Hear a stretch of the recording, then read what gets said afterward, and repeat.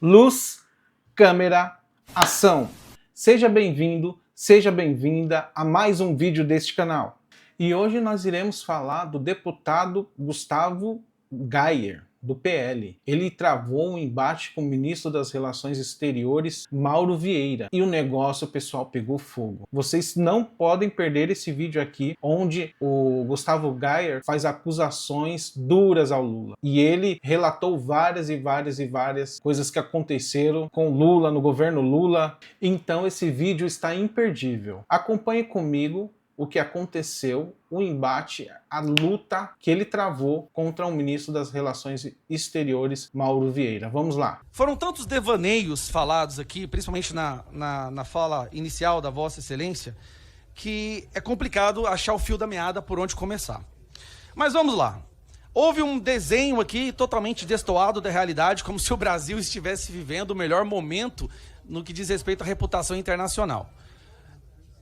É subestimar a inteligência de todos nós, membros dessa comissão, a fazer uma afirmação tão distante da realidade.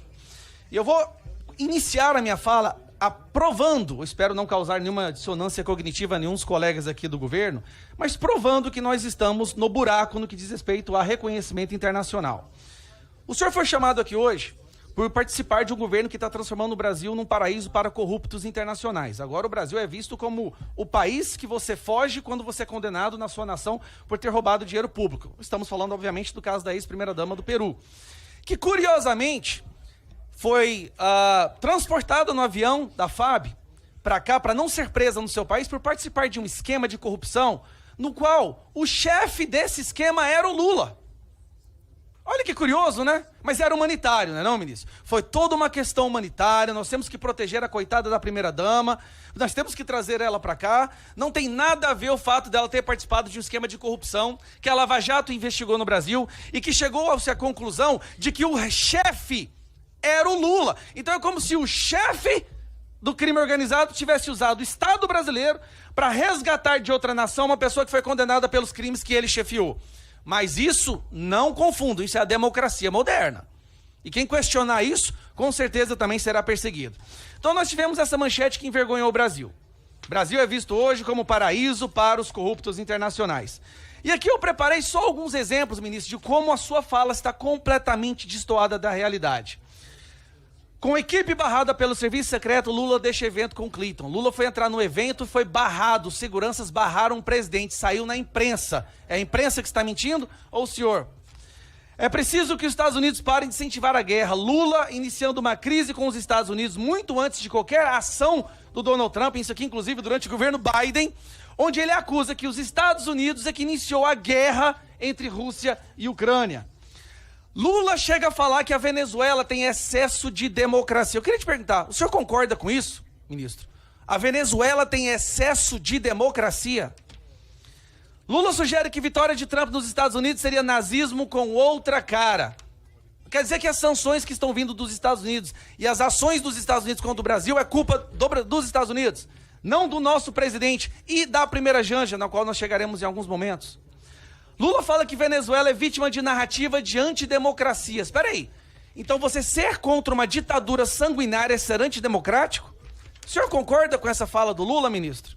Assim, uma pausa, ministro, eu sinto até pena, no caso de como fazer parte da oposição, eu serei incisivo das minhas falas, mas eu, sinceramente, de coração, eu sinto pena de ter que defender esse governo, de quem é obrigado, para se manter no cargo, a defender uma coisa indefensável.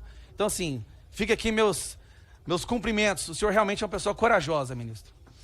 Lula agradece a África pela escravidão. Nossa, o Brasil finalmente voltou ao cenário nacional, né? Lula agradece a África pelo que foi produzido em 350 anos de escravidão. Cadê os negros para falar contra isso aqui?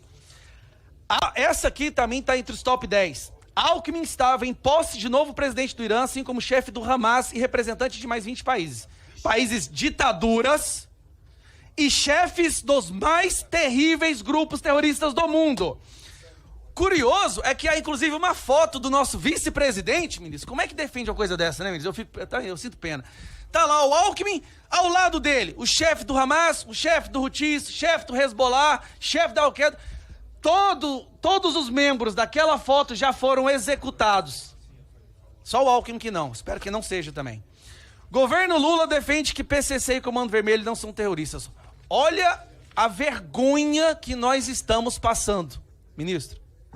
Saiu um relatório da Mossad recentemente e de um outro país, acho que do Reino Unido, mostrando que há uma ligação entre o PCC, o Comando Vermelho e o Hamas para lavagem de dinheiro aqui no Brasil. Aí me vai o governo brasileiro sair em defesa do PCC e do Comando Vermelho. Que vergonha é essa? Tem como envergonhar mais do que isso? Calma que tem, porque a lista está só começando, ministro. Por isso que eu acho que 10 minutos não vai ser o bastante. Aí vocês estão falando que foram para a Rússia para participar do evento da comemoração da União Soviética contra o nazismo.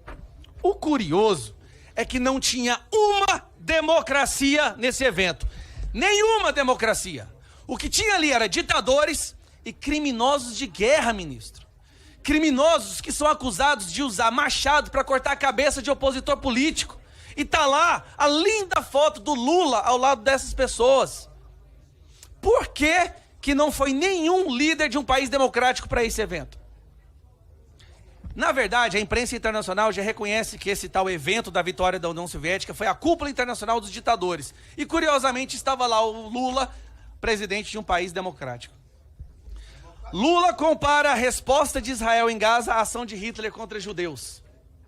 Eu gostaria que o senhor falasse isso aqui na frente do pessoal que responde. Aqui nós temos agora 2 grupos, né?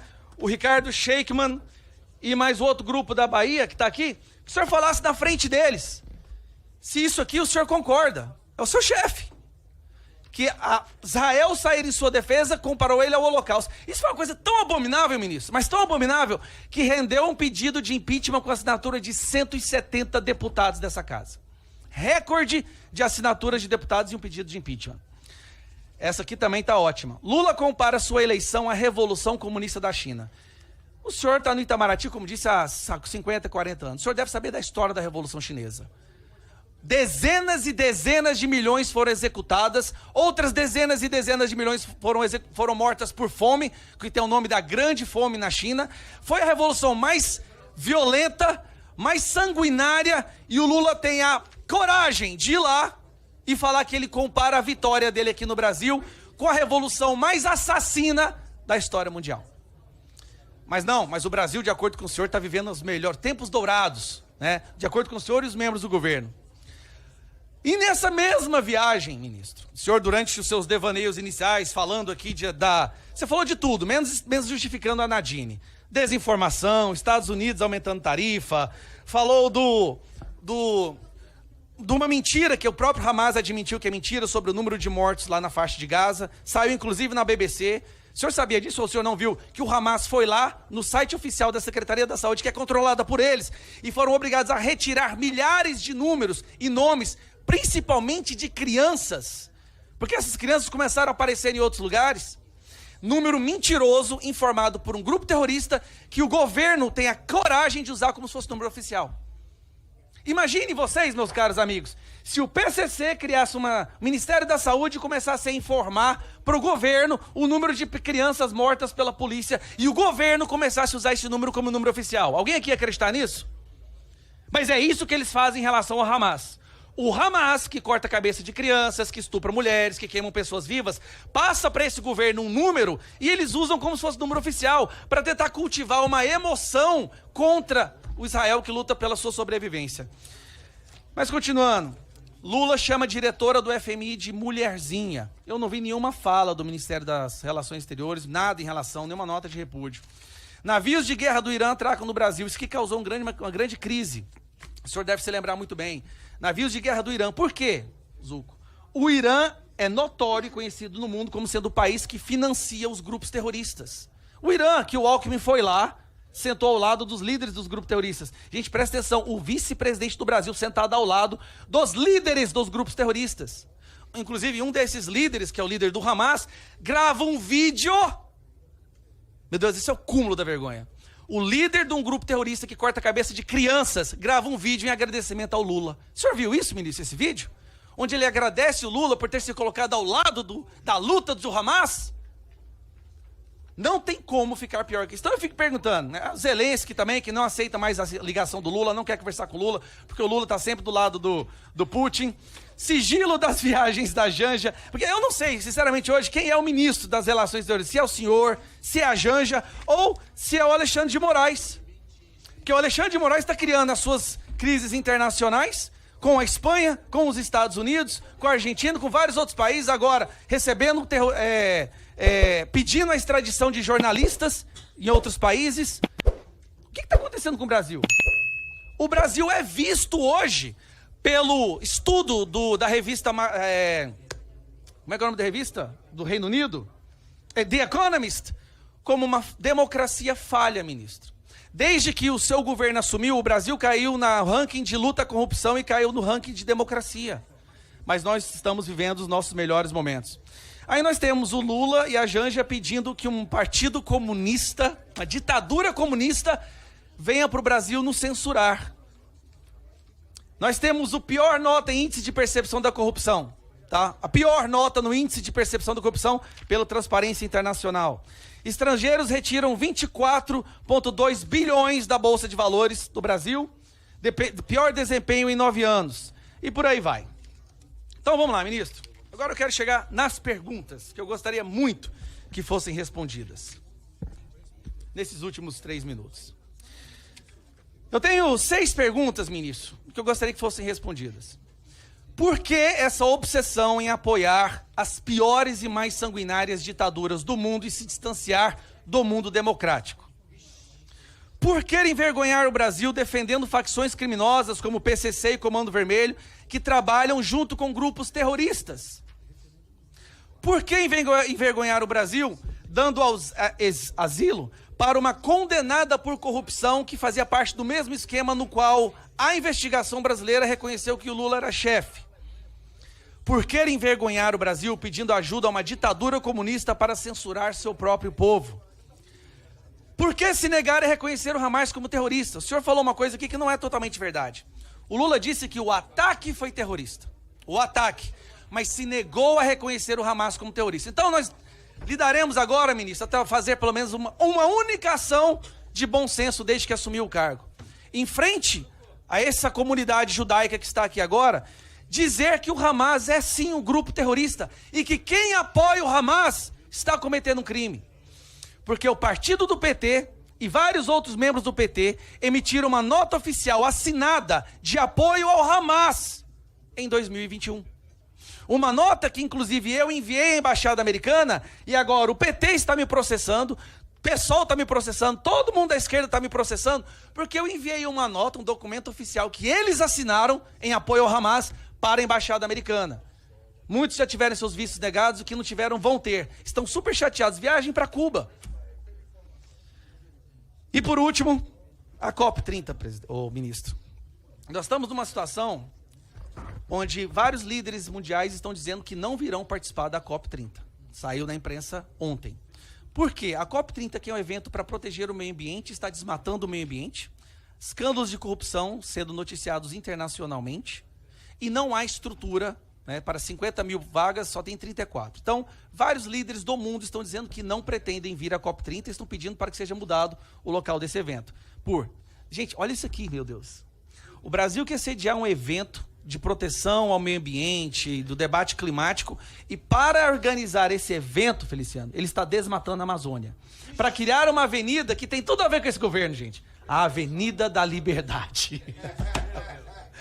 Isso, pelo amor de Deus, mesmo. Assim, eu sinto a sua dor. É indefensável, ministro. Esse governo é indefensável, eu sei que é. E é por isso que o senhor fugiu daqui, em vários momentos. Mas ter vindo aqui hoje merece sim a minha admiração. É um homem de coragem. Para vir defender uma coisa indefensável que está andando com terroristas, que está andando com ditadores, que está envergonhando o Brasil, destruindo a nossa reputação diante do mundo, a única opção que o pessoal daqui tem é falar do Bolsonaro agora. A única opção é Bolsonaro isso, Bolsonaro aquilo. Então, ministro, vamos fazer um acordo. Se é o senhor que está por trás de todas essas vergonhas, se o senhor não está conseguindo impedir, ou se o senhor prefere que na próxima convocação a gente convoque a Janja, que ela também está fazendo as relações internacionais, usando o português, a oratória maravilhosa dela. Então a gente pode convocar ela, porque muitas dessas coisas aqui, o boato que corre aqui pelos próprios petistas, é que a Janja que tá fazendo.